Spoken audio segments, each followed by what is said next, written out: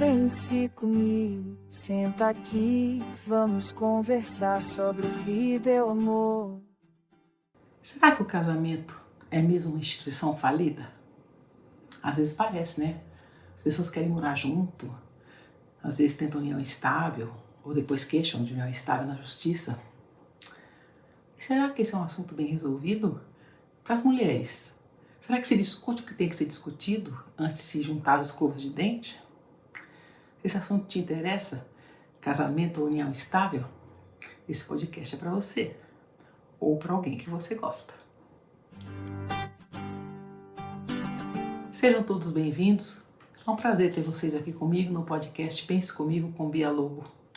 Eu sou Maria Beatriz Lobo, sou psicóloga de formação, atendo em psicoterapia breve, aconselhamento, life coaching e sou professora, gestora, já dirigi instituições de ensino superior, fui consultora de mais de 100 no Brasil e no exterior e tenho discutido muitos assuntos com vocês no meu podcast. E o assunto de hoje eu acho que é interessante porque eu acho que é uma coisa que ainda as pessoas pensam que entendem, mas às vezes a gente vê que escorregam, né?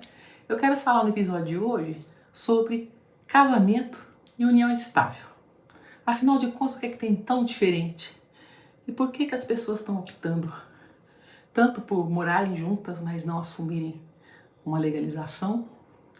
Ou quando assumem a legalização é quando se separam e aí um lado vem cobrar o outro? E às vezes também, quando vai assinar o papel de união estável, não faz as mesmas discussões que normalmente se faz quando vai se casar.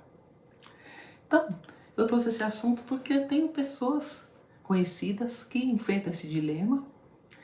Eu tenho amigas que eu descobri, assim, com muito jeitinho, que elas queriam casar, mas aí ele não queria, e aí ela fingiu que queria também a união estável e que o casamento não tinha a menor relevância. Vocês conhecem alguns casos assim? Pois é. Por isso é que eu resolvi trazer isso aqui hoje. Lembrando sempre, né, que se a gente pensar na instituição do casamento, ele vem mudando ao longo dos anos, né, das décadas. O casamento primeiro era uma coisa extremamente formal, legalmente com um único regime praticamente de partilha de bens. Geralmente se casava, o regime universal era a comunhão universal de bens. Depois casava e não podia separar. Se separava, a pessoa era largada, sofria todos os preconceitos da sociedade, muito mais a mulher do que o homem. E também, quando a gente lembra, a gente viu a evolução com a aprovação do esquite, depois tinha as mulheres desquitadas, né? Aí veio também o divórcio e as relações foram ficando mais livres, mais rápidas, com menos compromissos, e aí a justiça veio também e mudou um pouco, considerou que o regime universal, agora o regime regular do casamento, a não ser que haja uma expressa manifestação do casal, é o regime de separação parcial de bens, que significa que só é seu para dividir, você tem direito à divisão daquilo que foi conquistado na vigência do casamento, né? E tem umas questões legais que eu acho que quem está pensando nisso devia buscar informações mais precisas. Meu papel aqui não é falar como advogada, né? É falar como psicóloga e uma pessoa que tem estudado muitos comportamentos e tentado entender algumas coisas ligadas ao avanço da sociedade, algumas coisas que ficam assim, os rabichinhos que ficam pelo caminho, entende? Muito bem. Com o crescimento da liberdade, inclusive a liberdade chegou ao ponto de mulheres que não podiam ter nenhum tipo de vida sexual antes do casamento. Algumas delas, e muitas delas, podem até dormir na casa dos pais com o namorado, né? Você vê o tanto que a sociedade mudou.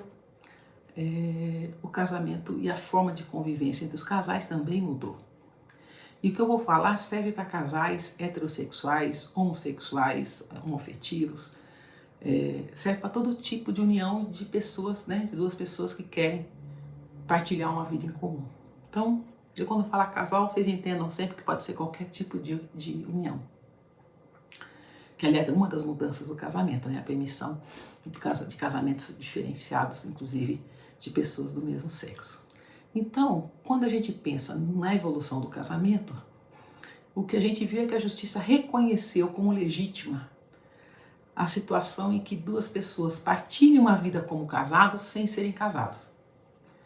Então, aquilo que era uma opção de eu não quero casar, só quero morar junto, acabou gerando praticamente os mesmos direitos e obrigações de um casamento regular. Então, quando eu escuto as pessoas falando, não, casar eu não quero casar, não. Eu quero fazer uma união estável.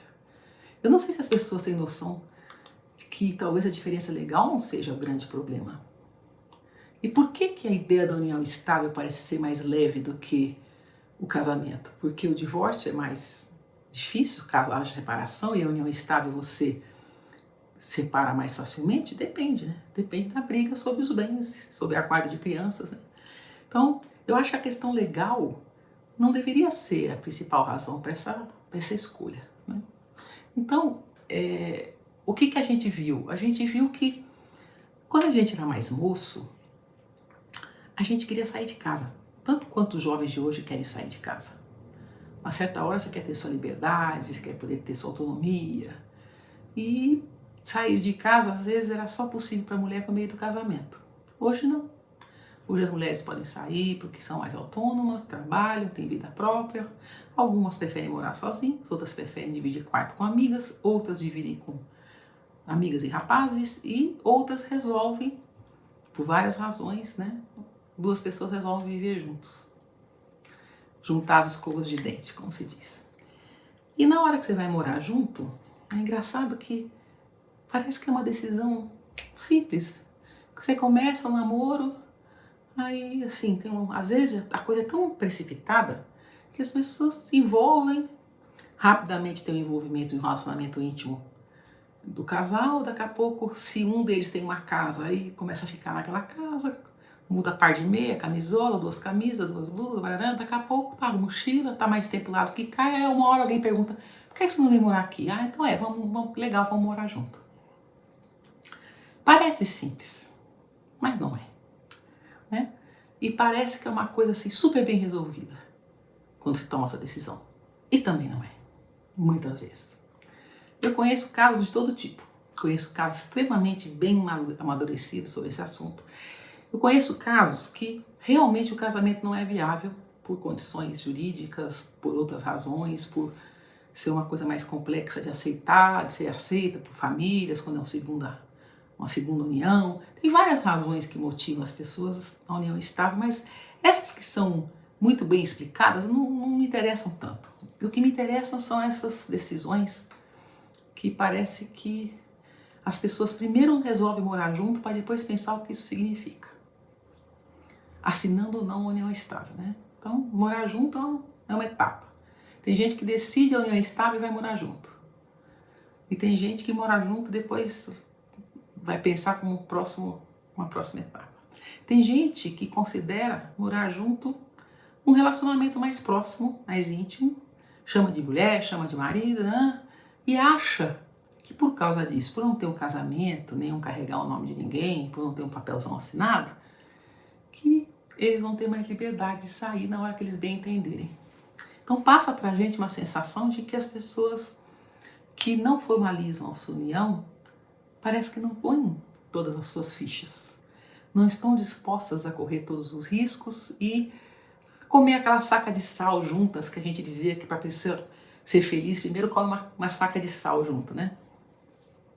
E a sensação que dá que os casamentos, as relações, e se comenta muito isso, as pessoas se juntam com a mesma rapidez que decidem se separar.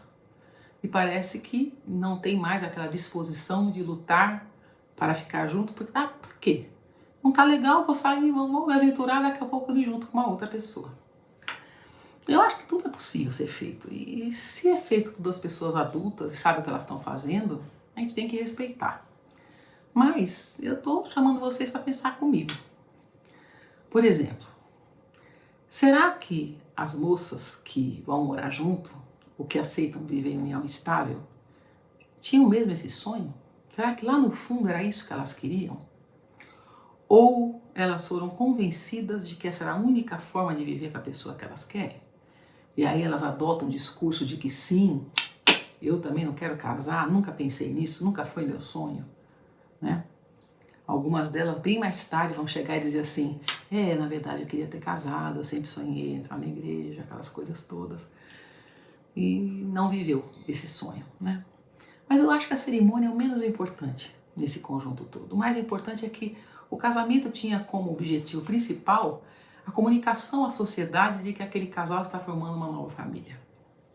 Quando você vai morar junto, você já perde essa clareza dessa quebra e transformação do seu status, né? Aí você tem que explicar, é meu namorado? É meu namorado? É meu marido?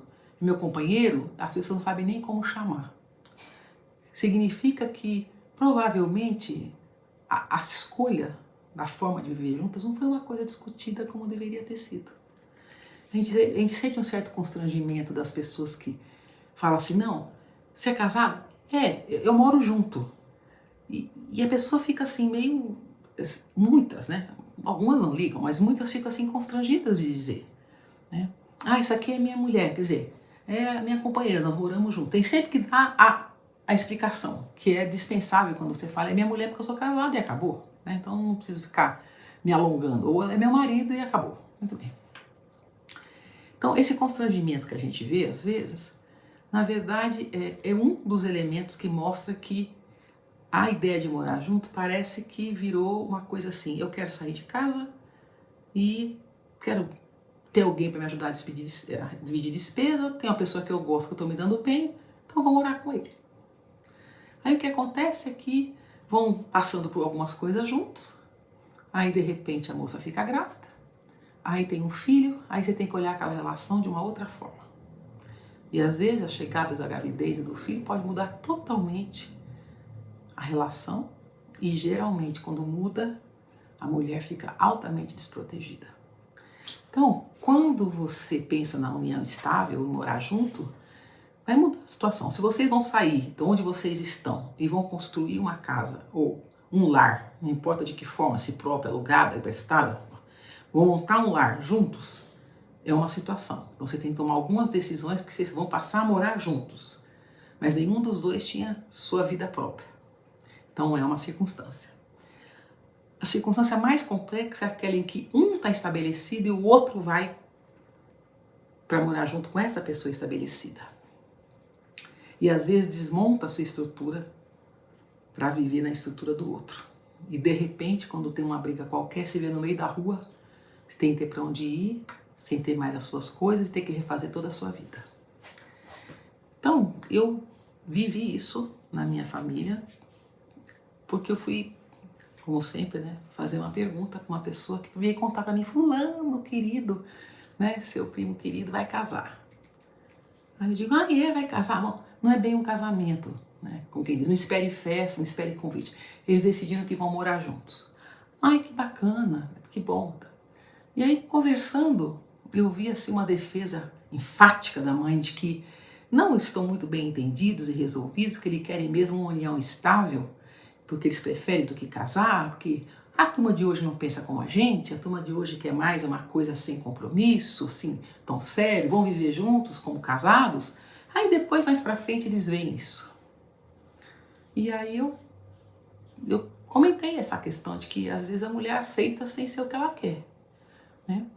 E às vezes, que é isso que me preocupa, para isso é que eu fiz esse episódio, né?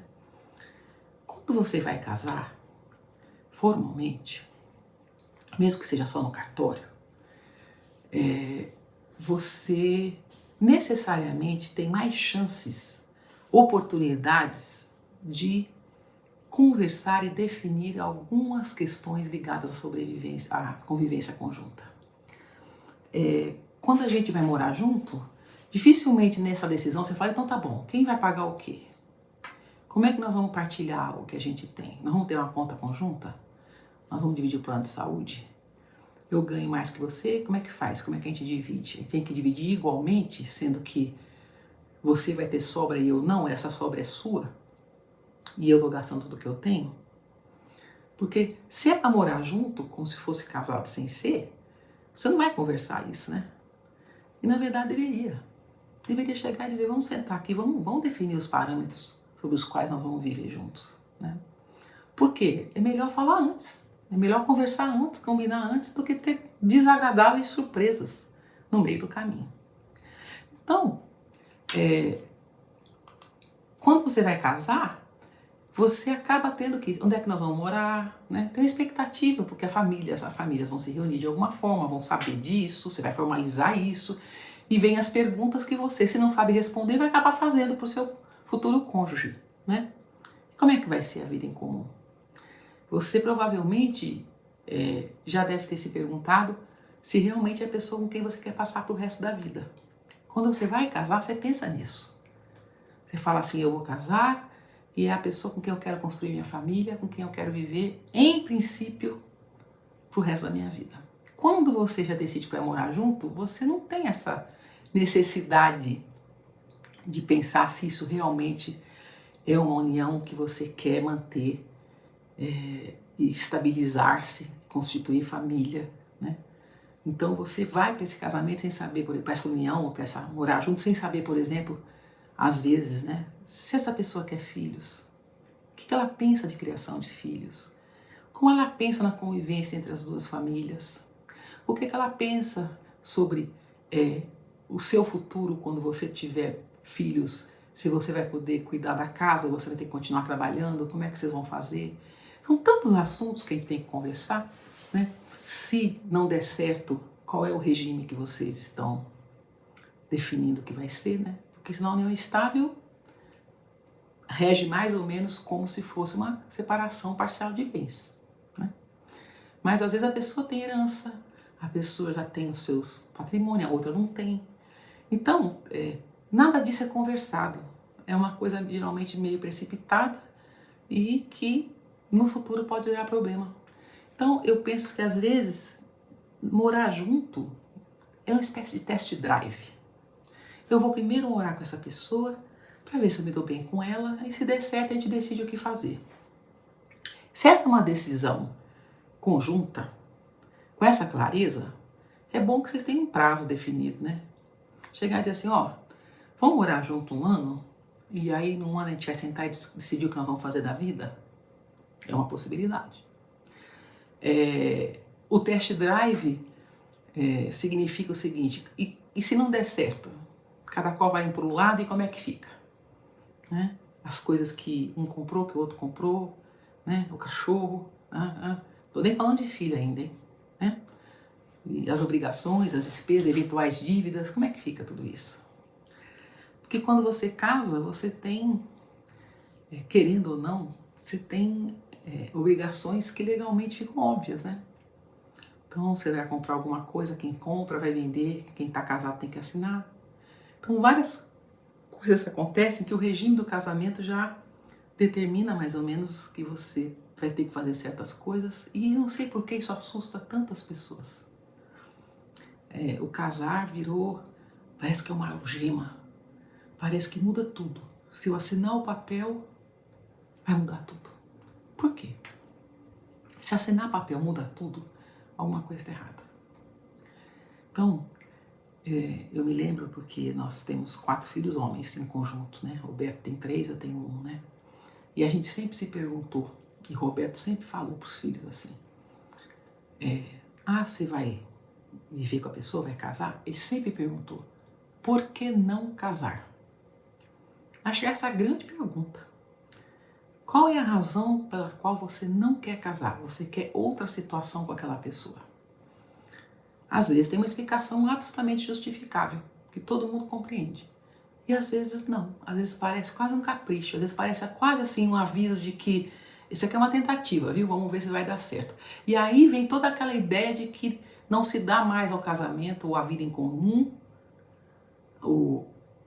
a dedicação, o esforço que a vida em comum exige e merece, né? Então as pessoas falam assim, vai, sai, terminou, não moro mais, volto para a casa dos pais, que vira um refúgio permanente, que é outra questão a se discutir, porque quando você se casa, geralmente, o certo seria, quando você se separa, você voltar a ter a sua própria casa e não voltar para a casa dos pais, isso é que é o certo. Pode até ser que temporariamente você precise de um tempo de organização, mas é estranho você imaginar que você teve sua própria casa e vai voltar a morar com os pais. Então, eu já falei um pouco disso lá no episódio 3, Filho não é hóspede. Mas de qualquer maneira, quando você casa, a separação geralmente leva você a entender que você teve uma vida independente. Quando você foi morar com alguém, fui morar com fulana, podia ter morado com 3 amigas, mas fui morar com fulano. Aí não deu certo com fulano, eu volto para casa de papai e mamãe, né? Ou vou tentar morar com uma outra pessoa. Parece que a coisa fica meio solta. E eu acho que nessa hora quem perde mais é a mulher. Porque a mulher, ela precisa de uma segurança maior. Ela às vezes sente que no fundo, a pessoa não está querendo assumi-la com todas as responsabilidades. Tem mulher que não liga para isso? Ah, tem. Bastante, muitas que não ligam para isso. Mas eu não sei se isso também já não é fruto de um trabalho emocional da pessoa para... Ah, quer saber? Eu preciso aceitar que a vida é assim mesmo, eu não ligo para isso, o importante é estar feliz enquanto eu estou feliz, se eu não tiver eu puxo o carro. Então ficou uma coisa que parece meio sem causa e consequência, né? As pessoas parecem que não estão muito preocupadas com o que vai acontecer se a coisa não der certo. E no casamento a gente se preocupa. O que pode acontecer se as coisas não derem certo?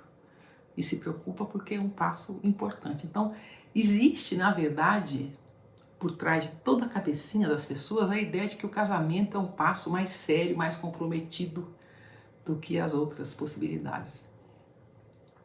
Só que se você pesar bem, quando você vai morar com alguém, a sua intimidade, a sua decisão de dividir sua vida com alguém, né, a despesa de um lugar, a convivência com a pessoa, com as pessoas do seu entorno, com as famílias e tudo mais, é tudo muito parecido. Só que não houve essa decisão explícita. E essa falta de decisão explícita, lá na frente, pode estourar. A sensação de que qualquer coisa eu junto minhas tralhas e vazo. E isso traz uma insegurança para a relação, eu acho. Então, a pergunta do porquê não casar, ela é muito interessante. Porque se você tiver que explicar por que não casar e a sua explicação for um pouco complexa demais, pode botar o dedo aí que tem uma coisa errada. Se não tem uma razão, olha, se eu casar, ela pode perder tal situação. Se casar, a gente tem questões patrimoniais. Se casar... Se a explicação não for uma coisa entendida por ambos e rápida, tem que ser uma explicação, não é, meu bem? É porque a gente acha melhor assim, não queremos pensar nisso agora, não queremos gastar com uma festa, como se essa fosse uma razão justificável, né? Para não querer gastar para casar e viver junto, a viver junto sem gastar. Como se você pudesse também ir no cartório assinar o documento e casar. A festa os gastos do casamento pomposo é uma decisão que você pode tomar a qualquer momento da sua vida, né? Mas o ato de casar pode ser feito também em qualquer momento. E não necessariamente com uma coisa custosa, extremamente celebrativa, mas a decisão, na hora de passar no papel ali, foi tomada.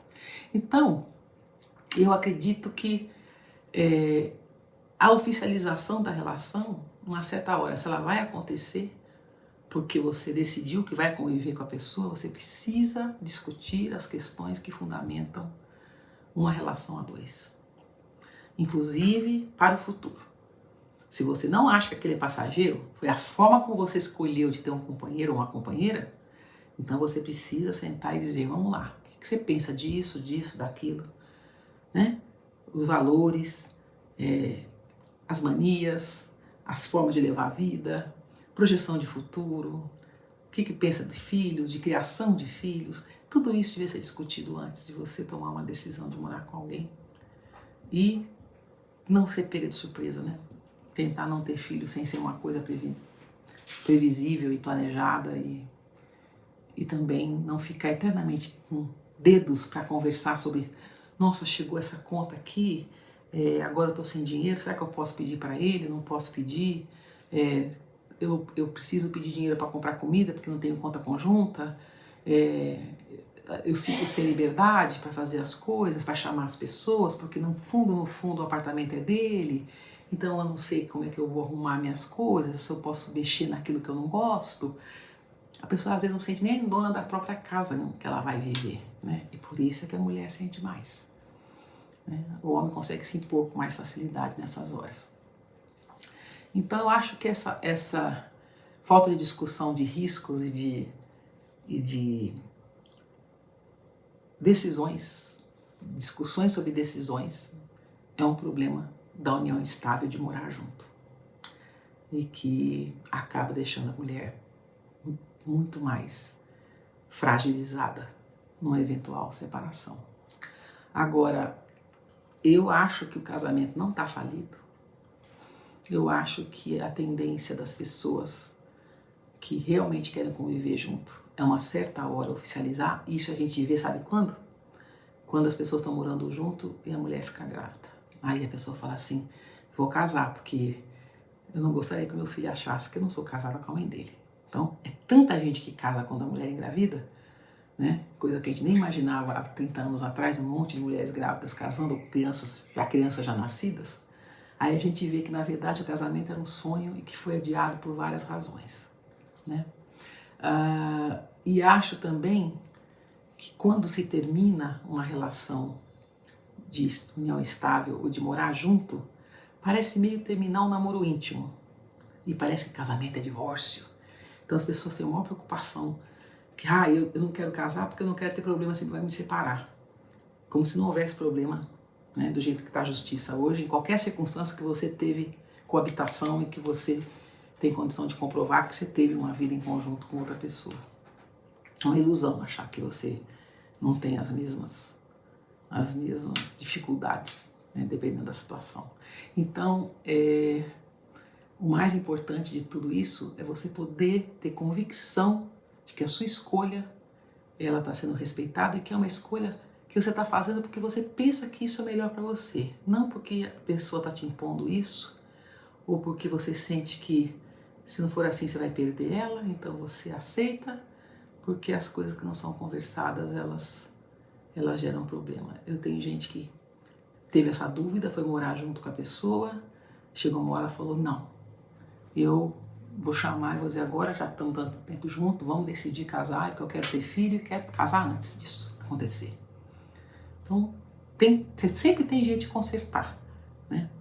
E tem uma coisa que pode parecer extremamente machista, mas não é. É que é uma coisa que eu aprendi. Os homens, quando amam de verdade, amam mesmo, dizem assim, essa é a mulher que eu quero para tudo. Geralmente ele quer que essa mulher seja casada com ele. E, se possível, até leve o nome dele. Se ela vai decidir que vai levar o nome dele ou não, às vezes é uma questão até de praticidade. Mas eu acho que o sonho do homem, quando realmente ama uma mulher, é ter a mulher e a mulher adotar o nome dele. Tem todo o direito de não fazer isso, mas a maioria dos homens que realmente amam não correm risco. Eles estabilizam a situação, eles correm atrás e tomam uma decisão. Então, eu acho que o porquê não casar é muito importante e poder discutir isso, se você não vai casar, discutir as questões ligadas à sua nova vida é fundamental.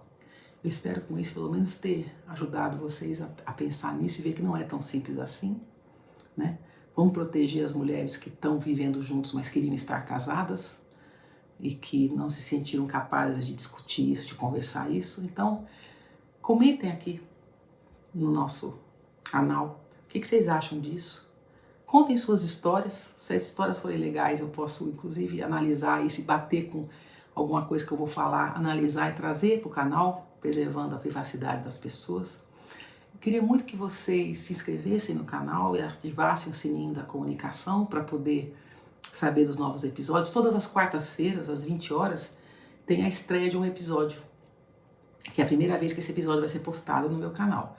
E quando isso acontece, nas quartas-feiras, às 20 horas, eu estou, apesar do episódio ser gravado, eu estarei ao vivo no chat respondendo perguntas. Então fiquem atentos, quarta-feira, às 20 horas, e se inscrevam no canal, porque é muito importante para mim. Eu tenho muita gente curtindo os meus posts, minha divulgação, os meus cortes no Instagram, passando dos milhares, mas não estão migrando para o canal, não estão assistindo o episódio completo. E a gente não pode viver de pequenas frases, 10 coisinhas rapidinhas, 3 liçõezinhas, fica tudo muito superficial. Então vamos discutir as coisas com um pouco mais de profundidade, vamos pensar, raciocinar melhor, né?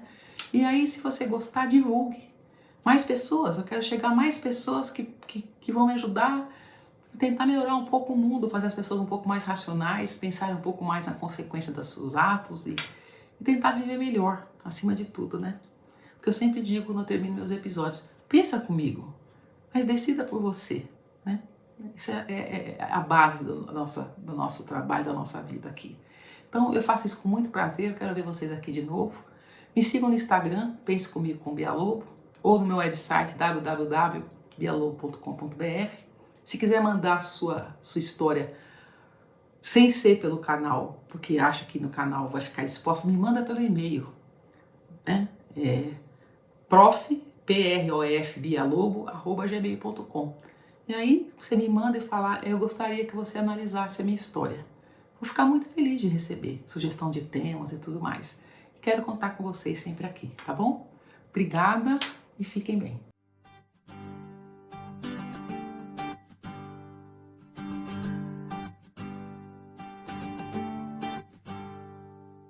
Pense comigo, senta aqui, vamos conversar sobre vida e amor. Tempo que não quer parar, entre risos e tropeços, a gente aprende a voar.